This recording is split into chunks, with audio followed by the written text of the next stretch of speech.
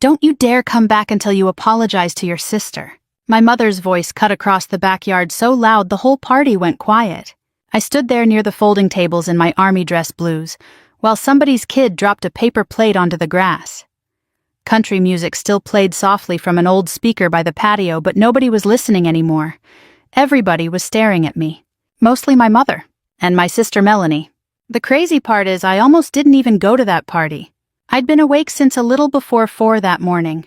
Drove from Fort Campbell to Nashville before sunrise, then spent half the day standing in July heat at a military funeral outside Murfreesboro. By the time I got back on Interstate 65 heading north, my knee felt like somebody had hammered nails into it. But Melanie had called me 3 times that week, reminding me not to miss her engagement barbecue. Just this once she'd said, "Can you please show up for something?" That one bothered me more than it should have, because I'd spent half my adult life showing up for people. Anyway, I made the drive. Stopped outside Cincinnati at a Speedway gas station and changed shirts in a bathroom stall because I'd spilled coffee down the front of my uniform earlier that day. Ate half a stale turkey sandwich from a cooler. Took 2 aspirin dry because I forgot to buy water. Then I got back in my truck and kept driving. By the time I pulled into Mom's neighborhood outside Dayton, the sun was already dropping behind the houses. Everybody was out in the backyard laughing and drinking from red plastic cups like some beer commercial for middle-aged people trying to relive college. Melanie spotted me first. "There she is," she yelled. At first I thought maybe things would be okay. Then I noticed the look on her face. Tight smile, annoyed already. I should have trusted my gut and left right then. Mom came over holding barbecue tongs like she was still cooking. "You came straight from base?" she asked. "Funeral escort," I said. She looked me up and down. "You couldn't change first." That was the first little jab. Not enough to start a fight, just enough to sting. I told myself she didn't mean anything by it. People started gathering around after that, mostly neighbors, older folks, couple veterans from church. One man thanked me for my service 3 separate times in 5 minutes. I hate when people make a big deal out of it, honestly, but older Americans especially, they mean well. One older woman touched my sleeve and said her grandson was stationed in Kuwait. Another guy asked about my medals. Then a little boy, maybe 8 years old, tugged my arm and asked quietly, "Does that mean you're a hero?" I laughed a little because I never know how to answer that question. Before I could say anything, Melanie cut in. "Careful," she said loudly. "Aaron likes being everybody's hero." People laughed awkwardly. I smiled because that's what I usually did around my family, smiled through things. But I was tired that day, real tired. Brent came over carrying a beer. Now Brent was one of those men who always looked slightly greasy even when dressed nice. Perfect teeth, loud cologne, thought every conversation was networking. He pointed at my ribbons. "So what's all this mean?" he asked. "You kill anybody." I stared at him for a second, trying to decide if he was joking. Melanie snapped, laughing. "What, I'm curious." I just shook my head. Then Mom handed me a plate and whispered, "Try not to make tonight about yourself." That one landed hard. I looked around the yard. String lights, cheap champagne, burgers smoking on the grill, Melanie showing off her engagement ring every 30 seconds. And there I was in a uniform that still smelled faintly like funeral home flowers and summer heat. I suddenly felt completely out of place. "I almost didn't make it here tonight," I said quietly. Nobody even asked why. Not Mom, not Melanie. Brent was too busy talking about mortgage rates with some neighbor. Melanie rolled her eyes. "Well, you did," she said. "And now everybody's focused on you instead of the engagement." I honestly thought she was kidding at first. "You think I came here for attention?" "You always do this," she snapped. "Every family event somehow turns into the Aaron show." That got everybody real quiet. I felt something in me shift then, not anger exactly. More like exhaustion finally reaching the surface. "I drove 6 hours to be here." "Oh, please," Melanie said. "Nobody asked you to show up dressed like this." Mom crossed her arms. "She has a point." I looked at my own mother for a second, honestly not understanding what I was hearing. "This is my uniform. This is my daughter's engagement party," Mom shot back. The air smelled like charcoal and rain. Somewhere behind us, a dog barked. Melanie took a sip of champagne and said, "You know what? Sometimes it feels like you need people feeling sorry for you." That did it. Not because it was cruel. Because she actually believed it. After everything. The deployments, the missed holidays, the money I'd quietly sent when she couldn't pay bills, picking Mom up from surgery 2 years earlier and sleeping in a hospital chair for 3 nights straight. None of it mattered. I set my paper plate down untouched. You have no idea where I was today, I said. Well, maybe if you communicated like a normal person. Melanie, I said sharply. Mom stepped forward immediately like I'd threatened her. Don't you use that tone in my house. I laughed then. Couldn't help it. Because suddenly I realized something awful. I was 41 years old, exhausted, in pain, standing in a backyard being treated like a selfish teenager. Mom pointed toward the driveway. If you can't be happy for your sister for one night, then leave. Nobody said a word. Not one person. Then came the line I still heard in my head weeks later. Don't you dare come back until you apologize to your sister. I looked at Melanie one last time. She wouldn't even meet my eyes anymore. So I nodded once. Then I walked out through the side gate while everybody stood there pretending this was normal. Rain started hitting my windshield before I even reached the end of the street. I drove south on Interstate 75 with my knee throbbing and my dress blues wrinkling against the seat. About 40 minutes later, I pulled into a motel parking lot beside a Cracker Barrel and just sat there in the dark with the engine running. My phone buzzed once. A text from Melanie. You humiliated me tonight. I stared at it for a long time. Then I turned the phone face down and listened to rain tapping against the roof of the truck. For the first time in years, I seriously considered what my life might look like if I stopped trying so hard for people who clearly didn't want me around. The motel room smelled like old carpet bleach and somebody's forgotten cigarettes. I sat on the edge of the bed for nearly 20 minutes before I even took off my shoes. My uniform jacket was still buttoned. My medals were still pinned. The room's air conditioner rattled under the window like it was fighting for its life. I should have changed. I should have showered. Instead, I just sat there staring at the wall, listening to rain hiss against the parking lot. My phone buzzed again.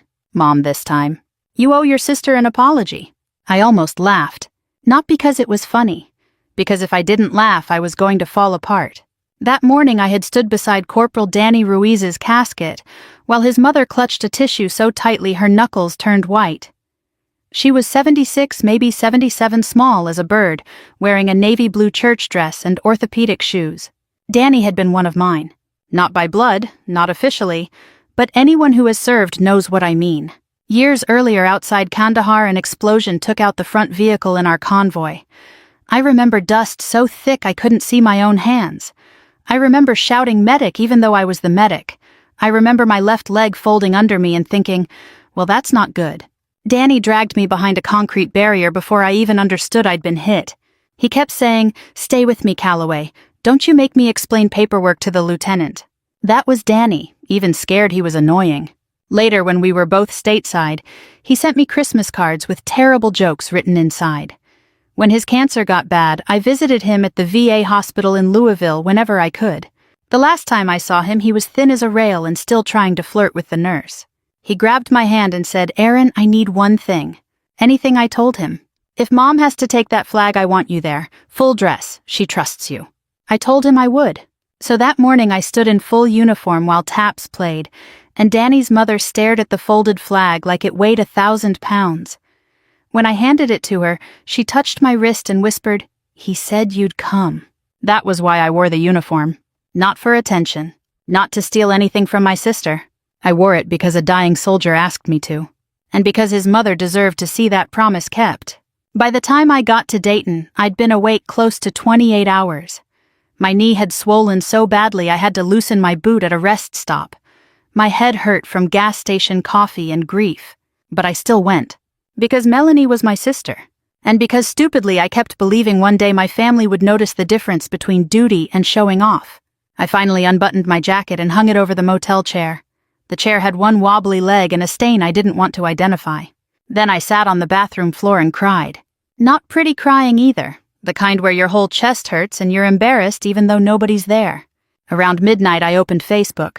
Bad idea. Melanie had posted a picture from the party, her and Brent smiling under the string lights. Caption said, some people can't let anyone else have their moment, but love always wins. I stared at that sentence until the words blurred. Under it, people were already commenting. So sorry, girl, you deserved better. Family drama is the worst. But then Mrs. Keene from 2 houses down wrote, wasn't Aaron coming from a military funeral? Melanie didn't answer that one. A man named Harlan Pike did. Harlan was an old Vietnam veteran who used to sit 3 pews behind us at church. I hadn't seen him in years. He had served with my father long before Dad died, back when I was still young enough to think parents lived forever. His comment was short. I saw the ribbon. That woman came from duty. Shame on whoever mocked her. I closed the app so fast my hand shook. A minute later my phone rang. Unknown number. I almost let it go. Then something told me to answer. Staff Sergeant Calloway, a gravelly voice asked. Yes. It's Harlan Pike, your daddy's old friend. I sat up straighter without meaning to. Mr. Pike. Just Harlan. I'm too old to be Mr. Anything unless I'm in trouble. Despite myself, I smiled. He paused, and when he spoke again, his voice had softened. I was at the party tonight, left before it got ugly, but I heard enough. I didn't know what to say. He kept going. I recognized what was on your uniform. Funeral escort. Yes, sir. Thought so. The quiet stretched between us. Then he said, Kid, your daddy would have been ashamed of what happened to you today. That got me. I pressed my fingers against my eyes and tried to breathe. I'm sorry, I whispered. Don't apologize to me. I don't know why I didn't explain. Yes, you do, he said. You were tired, and maybe you're done begging people to listen. I sat there in that cheap motel room with the air conditioner rattling and rain tapping the window, and I felt seen in a way I hadn't felt by my own family in years. Harlan asked where I was staying. I told him the motel name. He grunted like he knew the place and didn't approve. You safe? Yes. You eat, sort of. That means no. I almost laughed again. He said, get some sleep. Tomorrow I'm going to have a conversation with your mother. No, I said quickly. Please don't make it worse. Aaron, he said some things are already worse. People just don't like when somebody turns the lights on. After we hung up, I sat there holding the phone in both hands. Part of me wanted to call Mom and explain everything. Tell her about Danny. Tell her about his mother. Tell her about the promise. But another part of me, the part I'd been ignoring for years, whispered something I couldn't shake. They didn't ask. So I didn't call. I took off my uniform piece by piece and laid it carefully over the chair. Then I crawled into bed, still wearing my undershirt and socks. Before I turned off the lamp, I looked at the medals one last time. I kept my promise, Danny, I whispered. At least I did that. Then I shut my eyes while my family back in Dayton kept deciding what kind of villain they needed me to be. 2 days later, the whole thing started cracking apart. I didn't know it at the time, of course. At that point, I was back near Fort Campbell trying to pretend my life had returned to normal. It hadn't. Monday morning, I limped into the motor pool carrying a gas station coffee the size of a flower vase, while humidity wrapped around Kentucky like a wet blanket. Helicopters thumped overhead somewhere in the distance. Young specialists laughed near the maintenance bay like the world wasn't exhausting. Meanwhile, I felt about 90 years old. One of the younger medics, Torres, looked up from inventory paperwork and frowned. You look terrible, Sergeant. Good morning to you, too. No, seriously, you sick. Just family stuff. Torres immediately nodded like that explained everything. Funny how people in the military understand that faster than civilians do. I made it until about noon before my knee started throbbing badly enough that I finally sat down in the break room with an ice pack balanced against my leg. That's when my phone started buzzing. First Melanie, then Mom, then Melanie again. I ignored every call. A minute later, a text came through from Mom. Please answer your sister. I stared at it while eating stale peanut butter crackers from a vending machine. Then another text arrived. Harlan came by the house? Well, that explained things. Apparently, Harlan Pike had decided subtlety was overrated.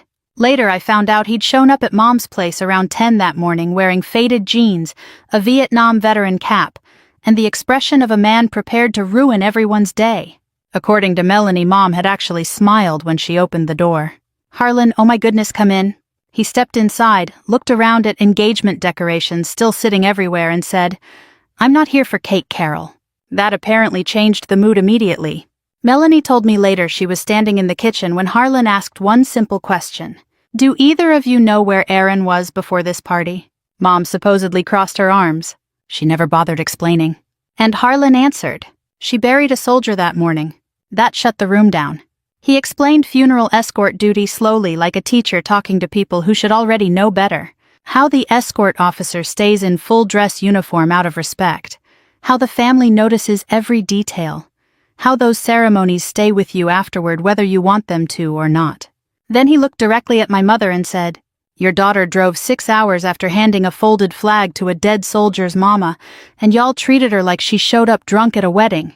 Melanie started crying right there at the kitchen counter. Mom apparently got defensive first. Well, why didn't she say something? Harlan didn't even raise his voice. Maybe because she spent half her life feeling like nobody listens unless she's useful. That one hit harder than yelling ever could. The thing about older veterans like Harlan is they don't waste energy trying to sound profound. They just tell the truth plain enough it settles into your chest. Meanwhile, I was completely unaware any of this was happening. I spent most of Tuesday reorganizing medical supply cabinets and pretending not to notice people staring at my swollen knee whenever I stood up too fast. That evening after work, I stopped at a Kroger outside Clarksville for groceries. Frozen dinners, bananas, pain cream. Real glamorous life. I was standing in line when my phone buzzed again. Melanie. I almost declined it automatically. Instead, I answered without speaking. All I heard at first was breathing. Then, "Why didn't you tell me?" Her voice sounded wrecked.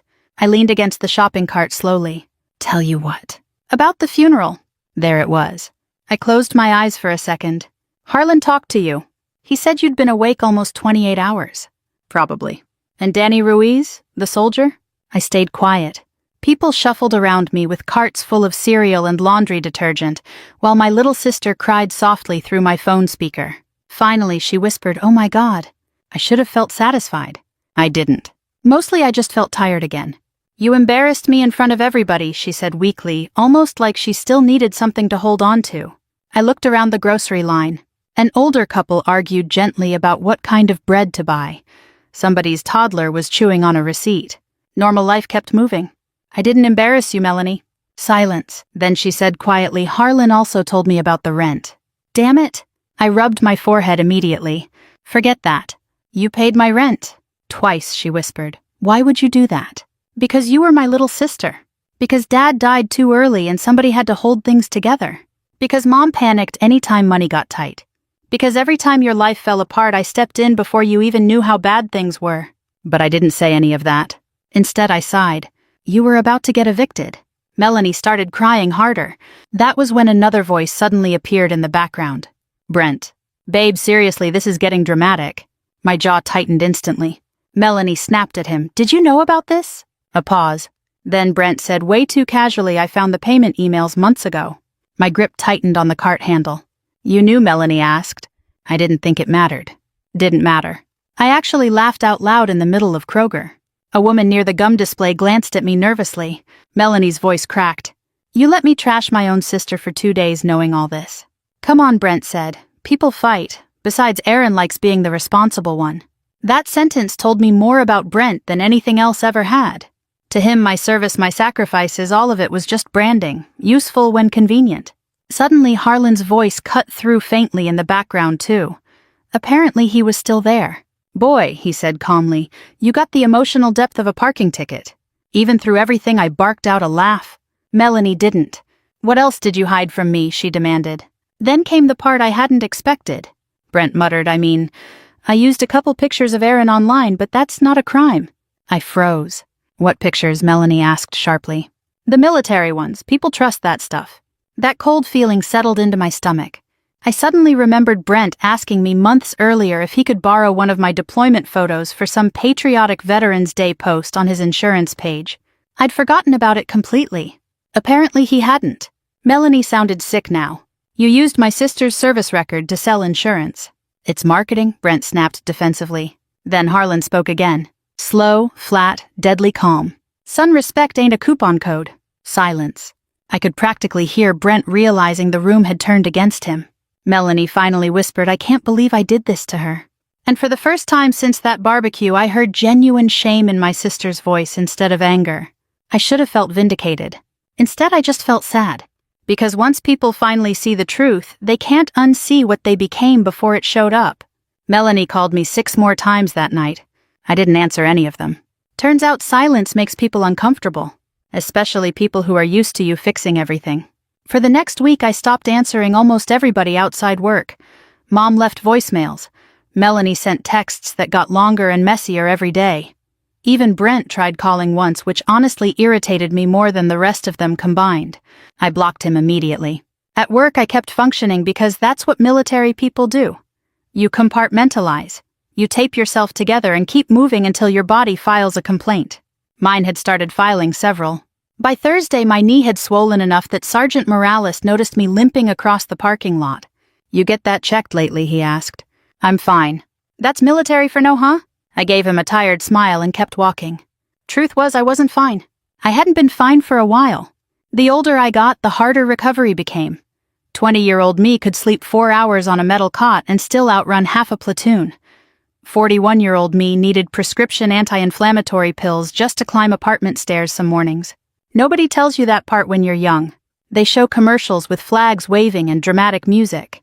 They don't show you standing barefoot in your kitchen at 2 a.m. rubbing pain cream into an old injury while eating ramen noodles over the sink because you're too tired to cook. That was my life now. Not tragic, just worn down.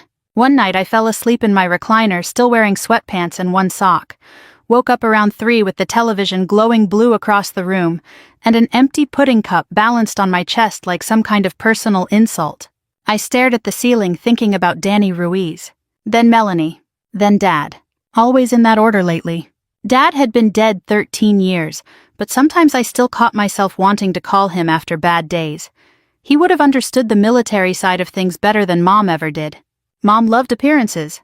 Dad understood sacrifice. There's a difference. Saturday morning, I finally listened to one of Melanie's voicemails while sitting in the parking lot outside a Walgreens. Her voice sounded rough. "Erin, I know you probably hate me right now." I didn't hate her. That was the problem. If you'd just let me explain. Explain what? That she was jealous. That Brent fed it because he liked attention. That Mom always expected me to absorb every insult quietly because I was the strong one. I deleted the voicemail halfway through. Then I bought shampoo, laundry detergent, and a king-size bag of peanut M&Ms I absolutely did not need. Stress eating sneaks up on you like that. Around the same time, things back in Dayton were apparently getting ugly. Harlan kept me updated in small doses whether I asked or not. "Your mother got humbled at church," he informed me one evening over the phone. Oh no, the church ladies. Vicious creatures. That actually made me laugh. According to Harlan, word about the barbecue spread fast. Older veterans especially were furious after hearing the full story. Apparently, one retired Air Force colonel told Mom during Bible study, "Your daughter honored a dead soldier while you worried about party photos." Whew, even I felt that one. Mom stopped posting engagement updates online after that. Melanie, meanwhile, had bigger problems. 3 days after our phone call, she discovered Brent had been using photos of me in uniform all over his insurance business Facebook page. Not just one picture either. Multiple. One showed me beside a military helicopter during flood relief operations years earlier. Another was from a deployment ceremony. Underneath them, Brent had written things like, "Proud to support our troops, trusted by military families." Melanie told me later she felt physically sick scrolling through it. Because suddenly every weird conversation made sense. Every time Brent pushed her to invite military families to parties. Every fake patriotic speech around older veterans. Every moment he acted fascinated by my service. It wasn't admiration. It was marketing. That realization broke something in her. The fight between them started over meatloaf of all things. At least that's what Melanie said. She confronted him while he was eating dinner in front of the television. "You used my sister like advertising." Brent rolled his eyes immediately. "Oh my God, are we still doing this? She paid my rent and you hid it from me. She wanted to play hero." Melanie told me hearing that word again made her snap. For years she'd secretly convinced herself I thought I was better than everyone else. Stronger, more responsible, more admired. But now she was starting to understand something uncomfortable. I never asked for any of it. I just kept cleaning up messes because nobody else did. The fight got loud enough that neighbors heard it through open windows. At one point, Brent apparently yelled, "You know why everybody likes Erin? Because she walks around looking like a damn recruitment commercial." Wrong thing to say. Melanie took off her engagement ring, walked into the kitchen, opened the junk drawer beside the refrigerator, and dropped it inside next to dead batteries and expired coupons. Then she walked out. Didn't scream. Didn't cry. Just left him standing there. Harlan told me all this while I sat in my apartment eating microwave popcorn for dinner. "You okay?" he asked finally. I looked around my place. Army duffel bag by the couch, laundry piled in a chair, Danny's funeral program sitting untouched beside unopened mail. Not really. But I'd gotten good at surviving without saying that out loud. "I'm fine," I said automatically. "Bull." I smiled despite myself. After a pause, Harlan asked quietly, "You planning on speaking to your family again?" I thought about it for a long time. Outside my apartment, somebody revved a motorcycle engine. The neighbor upstairs dropped something heavy enough to shake the ceiling. Real life, loud and ordinary. "I don't know," I admitted. And I meant it. Part of me missed Melanie terribly. Another part of me felt calmer than I had in years now that I'd stopped trying so hard to hold everybody together. That's the ugly truth nobody talks about in families like ours. Sometimes the responsible child disappears for 5 minutes, and the whole structure starts collapsing because everybody quietly depended on them more than they admitted. Before hanging up, Harlan cleared his throat. There's a veterans luncheon at the Elks Lodge next Saturday. Harlan, just think about it. I'm not really in the mood for socializing. You won't be socializing. You'll be eating dry chicken with old veterans who complain about taxes. I laughed again. Then he said something that stayed with me. You spent your whole life showing up for people, Aaron. Maybe it's time you let people show up for you. After we hung up, I sat there alone in the quiet. Then I looked down and realized I'd eaten the entire bag of popcorn without noticing. Honestly, that felt like the most accurate summary of my emotional state anybody could have asked for. I almost didn't go to the luncheon. Saturday morning, I stood in my apartment staring at 2 outfits laid across the bed like they belonged to 2 different people. One was my army dress uniform. The other was a navy blouse with black slacks. For a second, I actually considered wearing the uniform out of spite. Then I caught myself. That wasn't who I wanted to be. So I wore the blouse. Simple, clean, no medals, no ribbons, just me. The Elks Lodge sat outside downtown Dayton in one of those older brick buildings that always smells faintly like coffee floor polish and history. The parking lot was already full when I pulled in. Pickup trucks, Buicks, one ancient Cadillac that looked older than I was.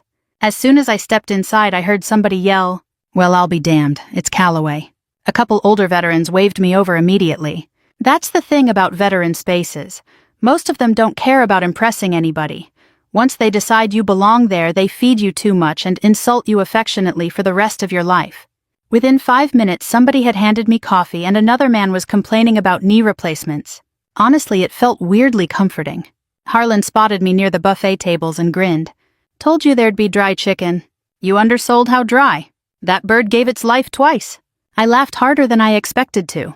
For the first time in days, my shoulders loosened a little. Then I saw Melanie. She stood near the entrance wearing a pale green dress, twisting her hands together nervously. Mom stood beside her looking older than I remembered. Smaller somehow. And behind them stood Brent. Of course he was there. The moment Harlan saw him, his entire expression soured like expired milk. What's Captain Hairgel doing here? I nearly choked on my coffee. Harlan. What if God didn't want me judging people? He shouldn't have let me survive the 70s. Before I could answer, Melanie started walking toward me. Slowly, carefully. Like approaching a wounded animal. Aaron, she said softly. I nodded once. Mom looked close to tears already. You look tired, she blurted out. That almost made me laugh again because, yes, thank you, Mother, excellent observation. Nobody knew what to say after that. The silence stretched awkwardly until Brent stepped forward, smiling like a man trying to sell a used SUV. There she is, he said loudly, our family hero. I felt every muscle in my back tighten. Melanie glanced at him sharply. Brent, stop. But he kept going. I've been telling people all week how proud we are of Aaron. We. Interesting choice of word? Luckily, before I had to respond, the luncheon organizer tapped a microphone near the stage area. An older woman named Darlene welcomed everybody, thanked veterans for attending, then surprised me completely by saying, and today we'd especially like to recognize Staff Sergeant Erin Calloway for her service helping military families during funeral escort duty. Every head in the room turned toward me. I immediately wanted to disappear. Applause filled the room anyway. Polite, respectful, genuine. Nothing flashy. And somehow that made it harder emotionally than if they'd made a huge scene. Darlene smiled warmly. Aaron, would you like to say a few words?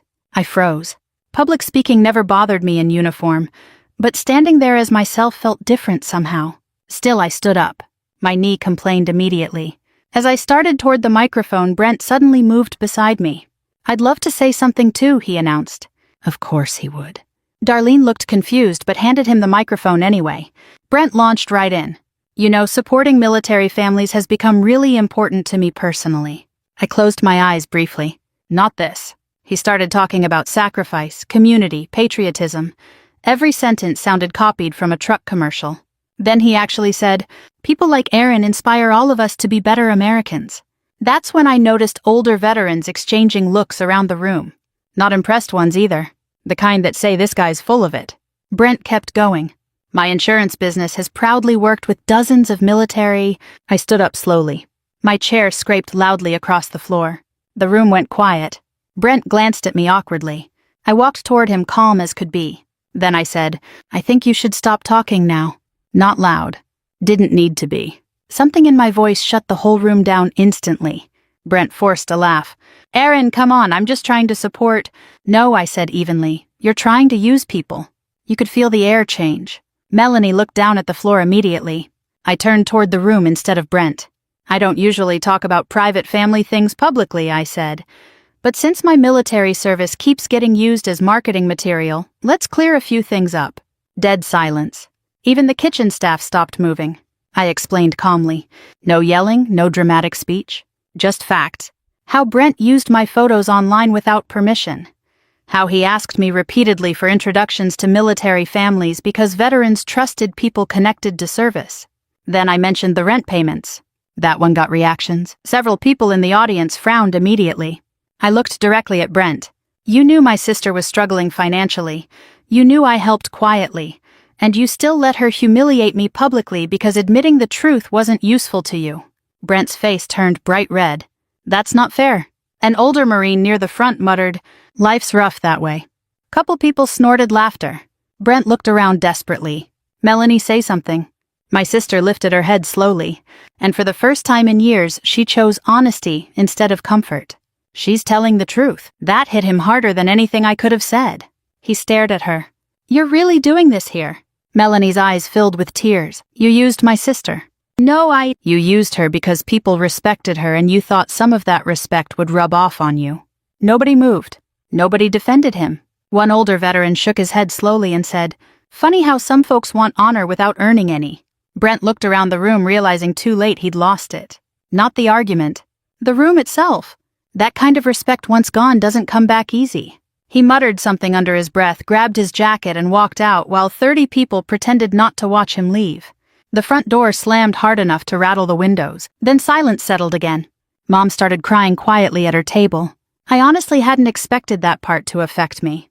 But seeing her look suddenly older and embarrassed instead of angry, it hurt in a completely different way. She stood slowly and walked toward me. "I was wrong," she whispered. Simple words. Hard words. The hardest kind. I swallowed carefully.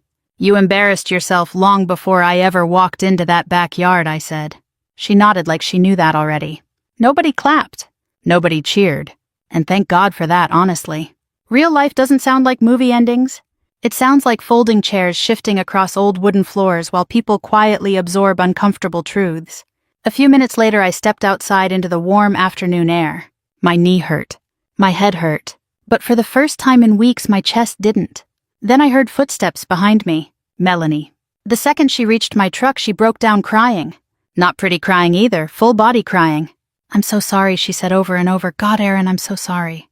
And standing there beside that old pickup truck under a faded American flag hanging outside the Elks Lodge, I finally realized something. I didn't need revenge anymore. The truth had already done the work for me. For a while after the luncheon, nobody in my family really knew how to act around me. Honestly, I didn't know how to act around them either. That's the awkward thing about finally saying the truth out loud. Once it's there, sitting in the middle of the room, everybody has to step around it carefully. You can't shove it back in the closet and pretend nothing happened. Melanie broke off the engagement 3 days later.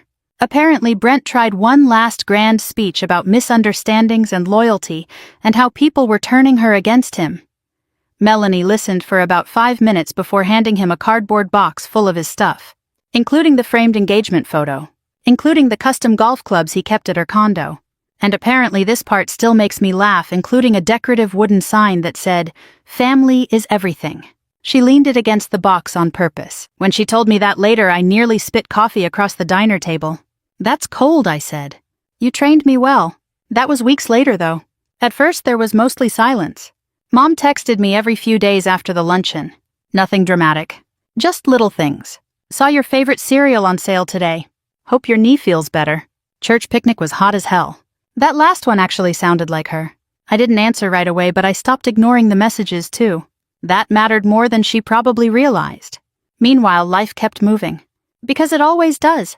I still got up before sunrise for work. Still dealt with paperwork, medical inventories, and 22-year-old specialists who believed energy drinks counted as nutrition. My knee still hurt every morning getting out of bed. but something inside me had shifted. For years I'd carried my family like extra gear strapped to my back, quietly, automatically, like it was my responsibility to keep everybody functioning. Then suddenly I wasn't doing that anymore. And weirdly enough, I could breathe. Not perfectly, but better. About a month after the luncheon, Melanie called and asked if I'd meet her at a diner outside Dayton. Neutral ground. I almost said no. Then I heard something fragile in her voice that reminded me of who she used to be before life and bad choices, and Brent got mixed into everything. So I drove up on a Friday evening. The diner sat right off Interstate 70 beside a gas station and a Tractor Supply store.